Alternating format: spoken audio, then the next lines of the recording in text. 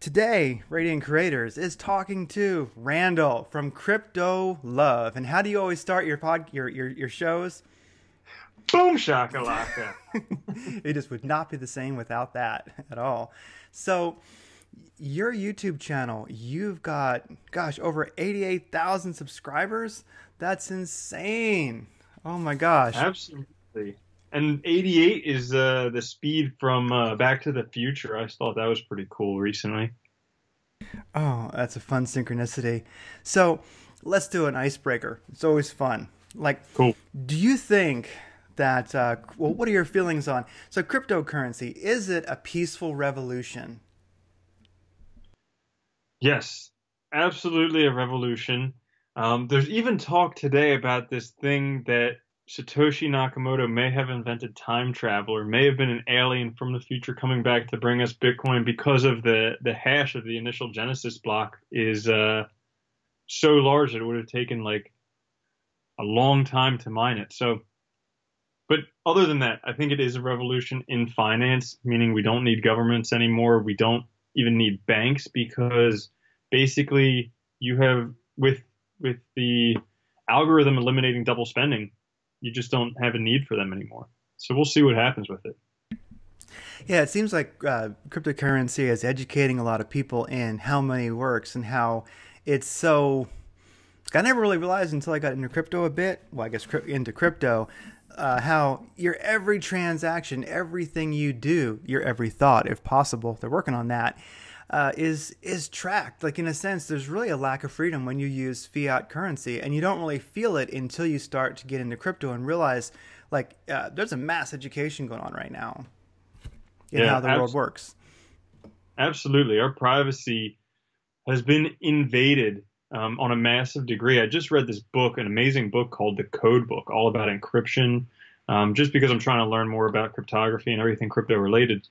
And it's just amazing how much everything we do is just scanned by different people who really have no need to know our business, but they just search for it. And so getting into cryptocurrency, I mean, people who don't know much about Bitcoin hear about Bitcoin and they're like, oh, that's that thing that can't be traced that people use to buy drugs and whatever. But actually with Bitcoin, it actually can be tracked. And I think the NSA working with, I think it was Amazon, is able to determine pretty much who most of the Bitcoin wallet holders are. The NSA apparently also knows who Satoshi Nakamoto is. So all of these things say, well, maybe that privacy isn't secure enough. There's other more private options, things like Monero that use these crazy encryption methods to just make it completely secure. And I read something the other day that, back in the beginning of the in the 1700s, like when the United States was created, all people had to do to make sure a conversation was private was, look around them and make sure no one was hiding in the bushes, and they could have a private conversation. But nowadays, we can't do that. I mean, everybody has the little Amazon Echo devices. Everybody has cell phones. They're all listening all the time. So privacy is gone. But at least with cryptocurrencies, that helps us take back a little bit of the privacy of where we spend our money. And with Monero and other really secure things like that, we can even have more privacy. Oh, I get it for sure. I'm a big fan of Cloak Coin. I think that one is cool too. So, Mhm. yeah. So you seem to be. So one thing I noticed about your channel is that you're optimistic and happy, go lucky. Even with a beard, you're go lucky and happy, and it seems like you're trying to make the world a happier place. And so it seems like there's two ways of thinking with crypto. You can look at it and say, or I guess with life in general, I want to be happy, healthy, and wise, or you can be fat, dumb, and happy. And so in crypto right now, there's a lot of, I mean, I sense a lot of negativity where everybody is saying, where's my Lambo? And I can't wait till Bitcoin crashes to like $1 so I can buy it. And I mean, like in times like right now when crypto is sideways, I don't even really pay attention to some of the forums that I belong to because I'm like, I just don't want to hear it. So do you feel like you're kind of a lighthouse? Do you ever feel like you're an island out there being positive in the crypto world right now, saying, hey, people, be optimistic about life and crypto and pet your dog and grow a beard? Yeah, everybody should grow a beard. Um, well, it's kind of how you choose to look at life. It takes the same amount of effort to be negative as to be positive. And so doing that in cryptocurrency, like I really don't look at what's going on in the moment with crypto. I never got into crypto thinking that it was um, something that would make me rich today. But I realize it's something that this is a change that's going to impact everyone's lives over the next 5, 10, 20, 50 years. It's a revolution that we're able to really participate in. So I think a lot of my positivity draws from that, the overall picture, but also just the overall community coming together with cryptocurrencies, because you don't see that many other tight-knit communities. Um, One reason why I don't see too much negativity is I just don't do social media. Like years ago when I was in college, I just gave up using all social media. So like Twitter and all that stuff, I auto post on there. I have people take care of that for me.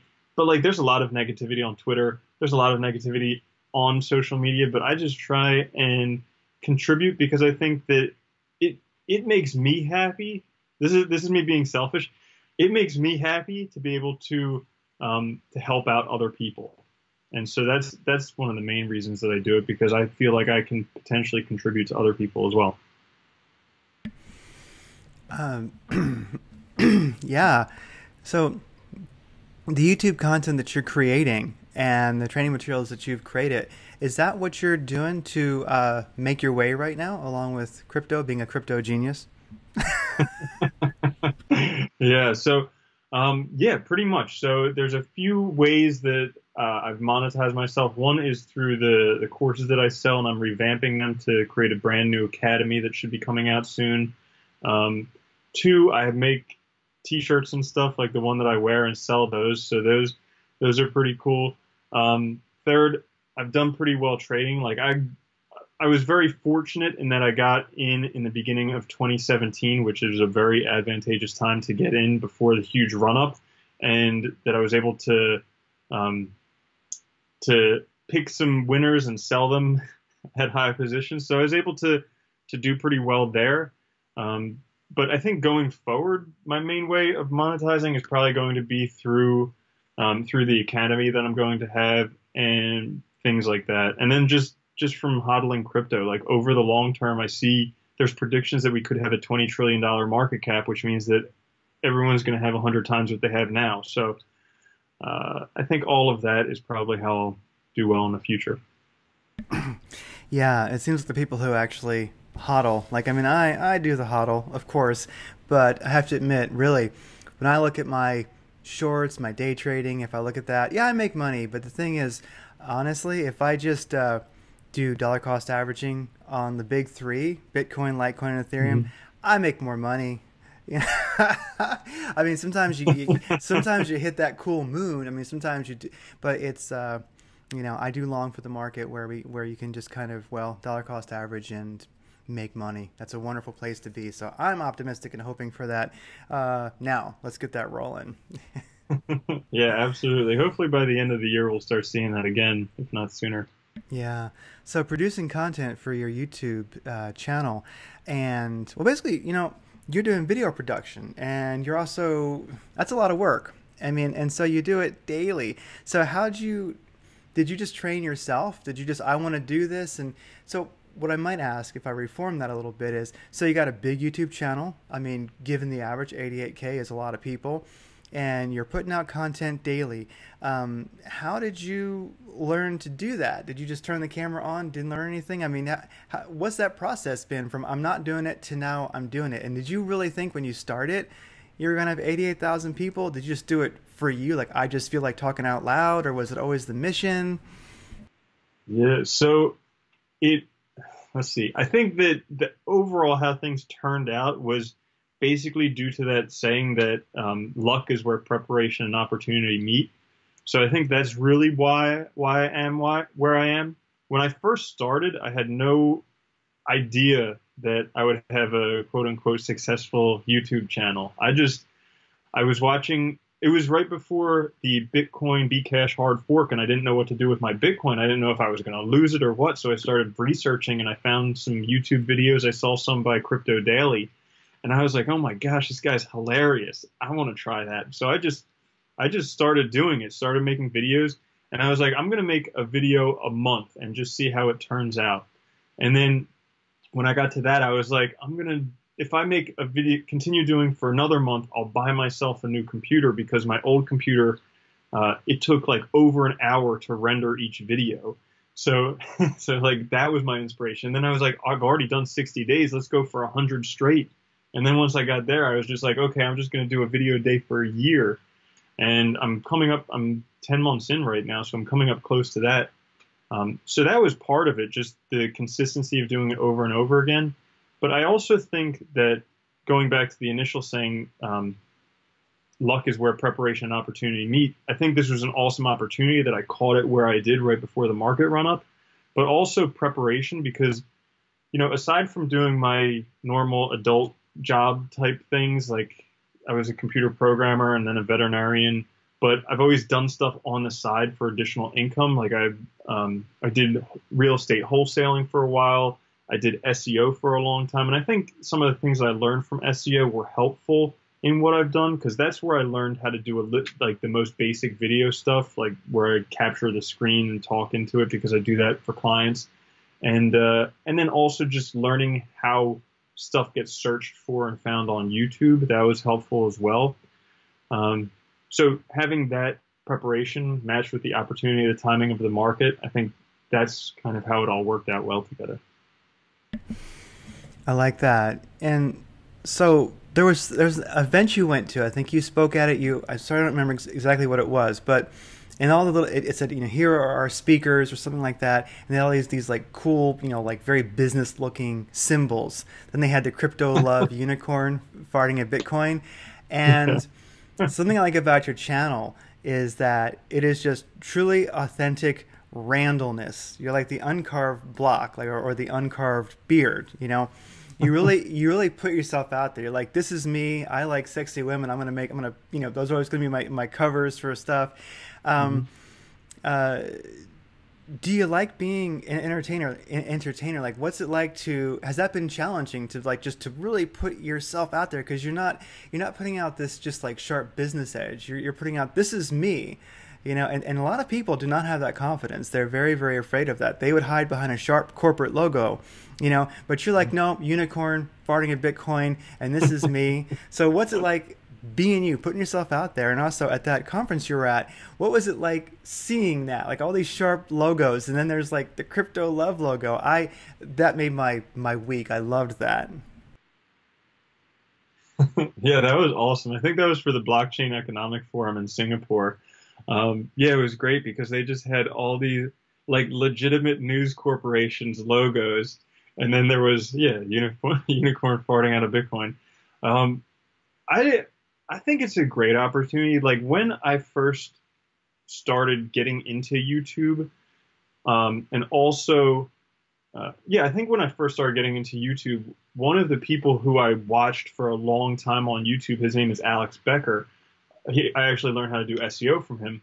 He always says like it's important to be opinionated and to be yourself because you know what? There's over 7 billion people on the planet.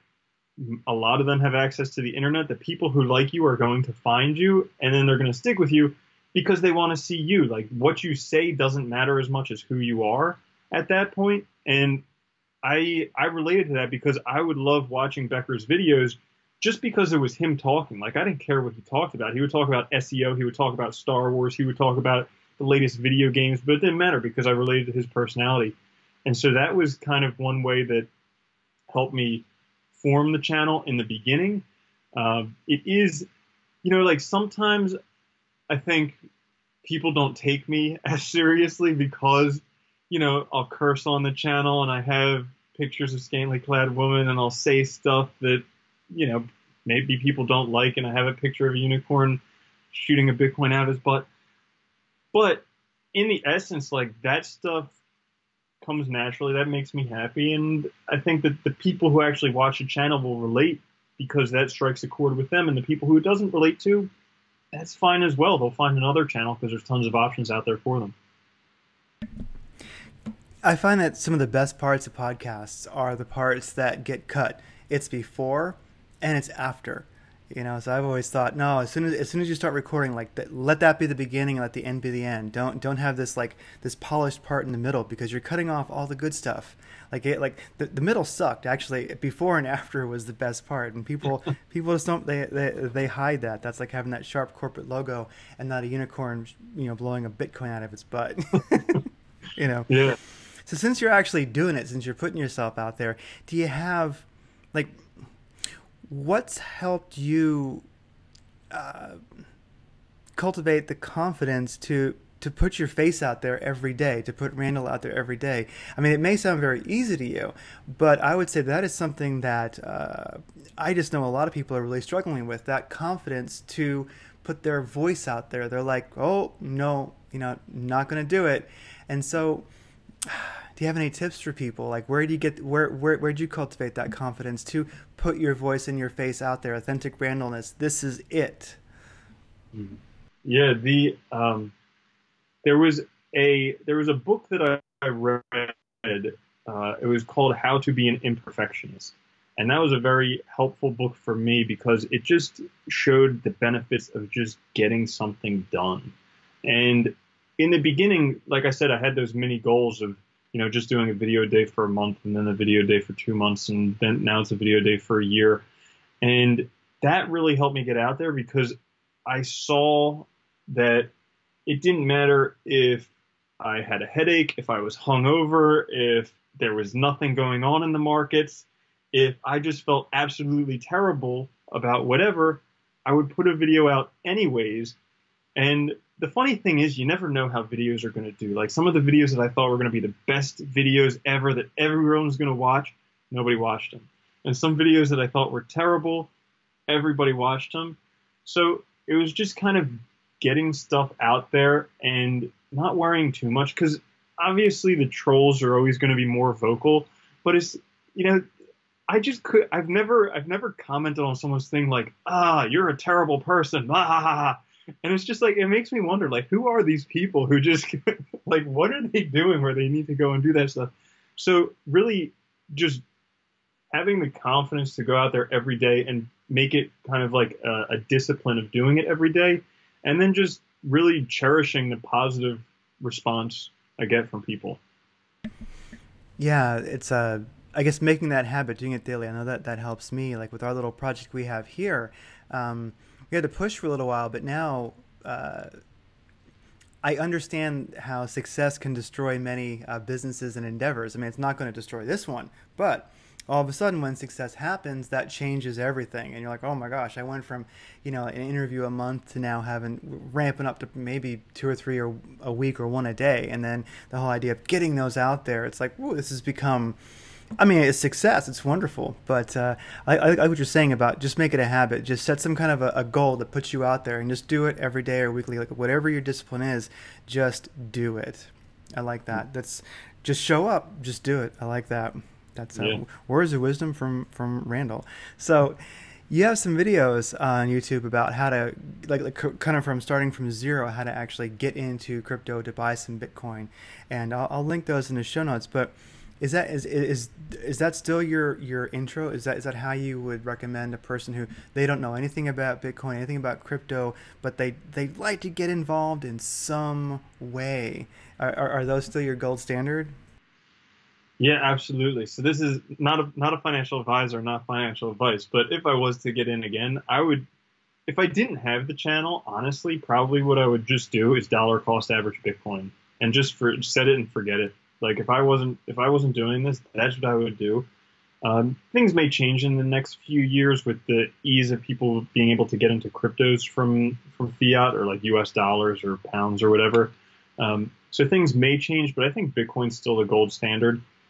And then really the market is growing so much and the ecosystem is growing so much that, some people may not have the money to get in, like particularly younger people who are maybe in high school or in college, something like that. They may not have the money to invest. And for them, there's an even better opportunity because there's 1,600 cryptocurrencies that are severely understaffed right now. and they can pay you in cryptocurrencies that are likely to appreciate in the upcoming years. So like getting involved with them, uh, you can do work for them for money. You can get free airdrops. All different types of opportunities abound for people who want to get into cryptocurrency. It just requires a little bit of time and effort to get involved. And you've done, I believe, some at least one YouTube video on exactly that, the ways you're speaking of to get involved in crypto if you're not outright investing in buying crypto. Yeah, because there's ways you can get involved. You can be part of the peaceful revolution even if you don't have any money. You definitely can. So, so you know, I'm intrigued, of course, about how a person gets to the point of of now of what they're doing. And so you're doing something pretty great. You're putting positive energy out there into the crypto world, into the world, really. You're saying, hey, everybody, be happy, healthy, and wise. It's a good thing. You can do it. And in kind of a YouTube universe, which is not always even, well, friendly, positive to say the least, including about cryptos. I mean, I follow a lot of YouTube channels, and it's pretty much how we're jacked every single day. Oh, yeah, check it out. We're going to zero. So I'm kind of curious, since you're so positive, in the history of you. So you've done a vast amount of, you're kind of a renaissance man. You've done a lot of different stuff to get you to this moment. So with what you're willing to divulge, like, what was your evolutionary path to get to this moment? You've been a programmer and a vet, and then you didn't like being a vet. Like, you are a mysterious man. So let us know a little bit about the, how crypto love became the love. Yeah, it's funny you mentioned that because in high school I won most mysterious. Uh, but so it's just, it's kind of a journey. My life's been a journey of trying to discover what my passions are and then figure out how to spend most of my time doing that. And I never had traditional education. I never had that great of a time in because I guess I had like a problem with authority. And so in high school, I had issues where I wasn't even able to graduate high school on time because I stopped going to an English class because I had an argument with the teacher over Siddhartha.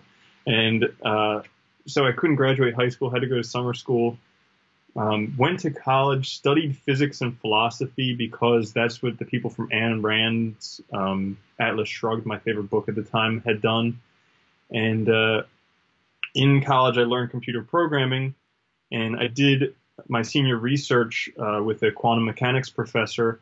And so all of his work was programmed in Fortran, which is a very old programming language. I had to learn that. And finishing that, I got a job contracting for NASA doing satellite programming in Fortran, which I couldn't stand. It was absolutely the worst, the worst possible job I could have imagined. It was just like 40 hours a week in a depressing office with a bunch of other depressed guys. And I was like, get me out of here. So I quit that. I moved to France for a couple years, went to a French language school, learned how to speak French, and then taught English at a high school there for a year. And while I was doing that, I applied to vet school because I wanted to be a dairy vet, work with dairy cows. I have fond memories of that from childhood. And got into vet school in Grenada in the Caribbean, went to school there, did very well. But I was, at least, maybe I wasn't paying attention, but I feel like I was deceived because they never tell you how expensive vet school is going to be in the beginning, and then they never tell you how little you're going to make getting out. So, I graduated with a lot of debt, and to be a cow vet, I would have been making even less money than I was making as a programmer and working like 24/7. So I just became an emergency veterinarian for small animals and was making good money doing that, but really did not enjoy it. It was kind of like soul crushing work for me. And so while I was doing that, I was trying other things to, one, pay off debt, and two, try and find another avenue for me to go down. So I was doing real estate wholesaling just after like 2008, buying and selling houses at a discount. And then I went and I taught surgery down at vet school in the Caribbean for a little while. And while I was doing that, I couldn't do the real estate wholesaling. So I learned SEO because if I had internet access, I could start doing that. So I built up an SEO business on the side. And then once that became less interesting, I stopped doing that. And the YouTube thing, I just kind of lucked into that. Like I said, I started doing it because it was fun and interesting. And then it kind of took off, And I realized, and actually, it was kind of the universe pushing me out of veterinary medicine because I was working as a relief vet. So I was working in multiple different vet hospitals at the time. And in the same week, I went from two places let me go. So I went from working 6 days a week to 1 day a week in a week's time. And I was like, well, I guess this is the universe saying maybe this isn't for me. I was kind of crushed at the time. I didn't know what to do. I kind of knew what to do, but I was like, oh, now I got to go find more vet jobs and everything. And it just so turned out that like Indahash sent me a message saying, hey, you want to come to, we'll fly you to Poland to just cover our ICO. And I was like, yeah, this is awesome. So then I spoke with them. They told me about how I could start creating products and stuff like that to sell. So that's when I built up the some of the products that I have. And really it just kind of rolled from there. So I think it was kind of being guided by the universe a little bit, but finding something that I'm very passionate about and that I enjoy doing and just being able to do that every day. Yeah, I like that. It's a life of following your excitement that really works, you know. So do you Mhm. think SEO is still relevant? I mean, it was quite the business for a while. I mean, is this SEO optimization still truly relevant, or have the search engines just gotten smart enough just to figure it out?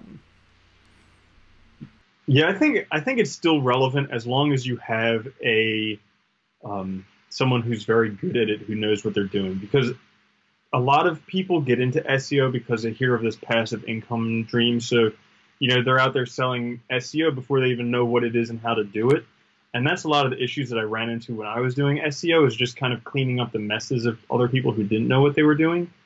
But one thing that I did with the channel that I really loved was I wanted to see um, what organic search results would do. Like I wanted to see what it looked like organically for something to grow. So the first, it took me I think 2 months to get 1,000 subscribers on the channel, and so just seeing how slowly it grew, but at the same time it was growing. Like I remember the first time I had a video that got over 1,000 views, I was like, oh my gosh, this is awesome. And then just kind of seeing it grow from there, and also watching the growth, how it kind of ebbs and flows with market cycles as well. That's another interesting thing. So SEO still can be very useful if you have someone who really knows what they're doing, and if you even need it, because like some competitive niches like plastic surgery, yeah, you're probably going to need someone to do SEO for you. Some less competitive stuff, like if you're the only bakery in your town, you probably don't need to hire someone to do SEO for you. You could read a couple articles online and figure out how to come up first in all the search results. Um, so if you actually need it, but otherwise, the search engines have made it where they want organic results to actually show up. So they've made it easy enough to where anyone can do pretty well organically. And it sounds like you, along with following your passions and well, following looking for what excited you, following it and doing it. I like that because it's very non-conventional. There's a saying that's oftentimes used to mock, and it's jack of all trades, master of none. And you hear that, and and I've always thought, hey, it works for me. I'm doing quite well, you know. But part of that saying was left out. I guess the original and the real one was jack of all trades, master of none, often better than a master of one. You Mm. know, so I like that. I mean, I enjoy the way you lived your life, and the way you're living your life. And I'd say that Fortran is a programming language, and that is damn horrifying. And I can see why that could definitely scar a person, and how working in that environment can be difficult. Because I did some work at JPL, Jet Propulsion Laboratories, and I mean, I think that honestly, I would have a better time like sliding out one of those things in a morgue and just bringing up a chair and just working around dead people would be so much more cheer than working at JPL. I'm like, how do these damn rockets get off the ground? You people are so morbid. It's like life, people, life. I mean, you're doing something cool, but no, there's no cool factor there. It's just very depressing. Hmm. Yeah, definitely. I was just out of college and I could not imagine doing that for the rest of my life. Like it was the most daunting thing ever to imagine doing that for the next 30, 40 years. I agree. Yeah, I think when I was at JPL, it was said that it's like like per square foot, it's the most PhDs in the world. And I was like, well, then I don't want a PhD because they cause the most rank depression on this planet. Even when they're doing something cool, they're playing with rockets. But no, no, there ain't no fun there.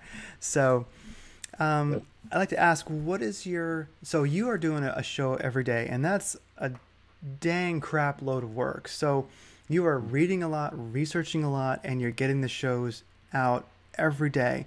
And so what does your creative process look like? So in a day in a day in the life of Crypto Love, you wake up and then by the end of the day you've put content out. And so what does that content cycle look like for you? Because it's a daunting amount of work, I believe. Hmm. Yeah, it definitely is. It's more than a full-time job. And right now, for the past like month or so, I've been doing about 12 videos a week because I do daily news videos as well. So it's even more. You know, some people say when you're doing what you love, it's not really work. So like even though I'm working and a lot of times it's like forcing myself to get stuff done, I do enjoy a lot of it. But in terms of the question of like what my daily schedule looks like, the most important parts for me are not actually the making videos and everything. It's kind of setting up my day for success. So like I wake up, I meditate, I work out, I listen to some motivational stuff, I do some gratitude journaling, and then once I've kind of set up my morning, then I get on with my day because it's just incredible the amount. They say if you win the first hour, you win the rest of the day. And it's just amazing the impact that those first hour or two makes in the morning. And then, with what I do with creating stuff. So first thing I have is I do a news video at noon Eastern time. So I have to start researching for that, find out what's been going on in the markets. So that takes usually an hour or two to get ready for that. And then I do the live news video. And then as soon as that's done, I got to start getting ready for the video at 5 o'clock if I haven't already made it before. So I try and keep the content relevant. So doing a lot more reading, a lot more research. I've also been doing a lot more CEO interviews recently. So I have those spattered throughout the day. I mean, one day I think I did 3 of them in a day, and that was just bonkers. Just because I feel like in order to interview a CEO, you got to know the project as well as they do. So that includes reading a white paper, which could be 20 to 50 pages, and trying to grasp the concepts as well as they do. And so there's a lot of reading. I'm fortunate that I like to read a lot, and also I think I'm probably faster than the average person at reading. Like I've taken speed reading courses, and while I don't enjoy pure speed reading, I can kind of skim through stuff, find the important stuff. So I think I have at least an advantage in that aspect, but just kind of working throughout the day. I do take a break in the afternoon. I do yoga at like 4 o'clock in the afternoon. So take a little break for myself, but then back to work, and oftentimes working till like 10 at night. Sometimes even later with these interviews, because CEOs are all over the world. I've been interviewing CEOs from China, from Singapore, from all over. And so like sometimes I'll be up till 11, even midnight interviewing them. But it's something that I find very enjoyable, and I know that it's benefiting at least some people. So if I can bring the content to them, like it's kind of my way of being a vessel for the universe to work through. I like that. Do you ever feel that it creates a positive pressure to keep learning because people expect it? It seems like a very good discipline. People expect the content, so you got to create it. Yeah, absolutely. And it's a funny catch-22 because I feel like I know less now than I did when I first started the YouTube channel, even though that's not true. I know way more than I do now, but I also know all that stuff that I don't know. And so it seems like, oh my goodness, there's this whole other big area of stuff that I have to learn, have to know about. And it's tough. It's even tough doing reviews now because I feel like I have to really know everything in so much depth, in so much detail, and analyze it and fact check it and everything. Whereas back when I first started making reviews, I was like, this is a pretty website. I think this is a decent project. This should be good. So you're into health, and that's good because I think definitely people who are into technology, especially, can oftentimes use a little bit of health. So that's great. So you fast on Tuesdays, do you- Hmm. and you do yoga, and you like to meditate in the morning, and you like to read or listen to some motivational content yourself. I'm curious, first of all, what kind of yoga do you do? Do you do hot yoga? And also, what's the current motivational stuff you're listening to, and what are some of your favorites? Yeah, so good question. So, in terms of motivation, I it's kind of like I back in the day I just typed motivation into actually the first video that came up was how bad do you want success? How bad do you want it? And it's a motivational speech by Eric Thomas about you got to want to succeed as bad as you want to breathe. And so that was, I think, the initial one that got me into it. But I love listening to Eric Thomas and Les Brown and Will Smith and Jim Carrey and all these different people on YouTube who publish this motivational stuff because it just reminds me that the potential that's there for humans. Like the only thing stopping us really in the end is ourselves and what we think about it. So it helps remind me on a daily basis that anything that I don't have now that I want to have or anything that I'm not doing that I want to do is it's only that way because that's what I believe. So I just need to change that belief to get there. And then in terms of all the health stuff, so yeah, I think for a while I didn't really treat my body well. Part of it was I was fat when I was a kid, and I absolutely hated that. And so like once I figured out I could change that, I was like, yeah, I'm done. I'm changing that. And then also like I smoked cigarettes when I was younger, and that wasn't great for the health. So kind of realizing that even though I'm not my mind and I'm not my body, I still have to take care of them. So I still have to think positive thoughts. I still have to um, take care of my body. So I've been on kind of a transition. Like for a while, I did like no carb diets, and then a couple of years ago, I was curious. I was like, why are all these realized masters vegetarians? Like Gandhi, Dalai Lama, the Buddha, all these people. Why are they vegetarians? So I just started watching documentaries on vegetarians, and I just stopped eating meat. And then recently, I became a raw vegan. So like I only eat raw foods, which is crazy. And I fast on Tuesdays just because, who needs to eat 7 days a week? And I also do intermittent fasting like every night. Like I don't eat for 12 hours at a time. So all this stuff is just like little tricks that kind of help. And yoga, I mean, I love doing yoga. It's just such a nice release. I grew up doing Bikram. So I really do like Bikram yoga. But the place near me just smells abysmal, so I don't do Bikram here. Fortunately, there's another place across the street. It's a hot vinyasa class, so I do that, and it's really, really nice. More than the class is just the atmosphere there. Like everyone's smile. The people who work at the front desk are like smiling, and they greet you by your name when you walk in. And everyone's really happy, and they love the classes. So like that environment, just surrounding myself with that environment, and then like meditation as well. Like that's a big thing for me, meditation. So twice a week I go to this meditation place and I do sound healing meditations, and I do Tantra Kriya yoga and all this different stuff. And it's just kind of surrounding myself with positive environments and positive communities and help bringing the positive stuff so I can stop worrying as much about me and really start giving more of myself. I like that. It's deliberately surrounding yourself with the energy that you want to be. I mean, our Mhm. environment's a big deal if we're in that, which is a great reason to kind of make your own way in life and get out of the corporate world, because even at its best, it sucks ass. And I mean, you're going to be swimming upstream hardcore on the best day, and it's not even a stream; it's shit creek, and and you're swimming Yeah. upstream, and you're trying to be positive, and you have that positivity, but yeah, I like the way that you surround yourself with the energy that you want to be, because it helps. And if a person's fortunate enough to be able to do that, it's like, get out there and do it. Oh my heavens.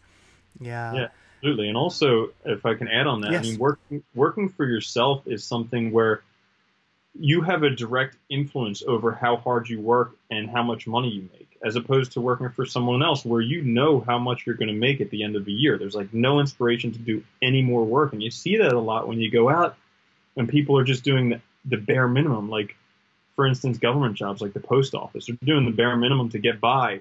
Whereas I know that like I'm working pretty close to as hard as I can, but I know if I work harder and smarter, I can potentially see more benefit from that. And really, it was a book called The Instant Millionaire. I heard this from Les Brown, but I read the book The Instant Millionaire, where like if you really want to see what you can do, put yourself in a position where you can't retreat. And so that kind of happened to me in November when I lost those vet jobs and I realized this YouTube thing is it has to work. I started firing on all cylinders and just doing like as much as I possibly could to make this work.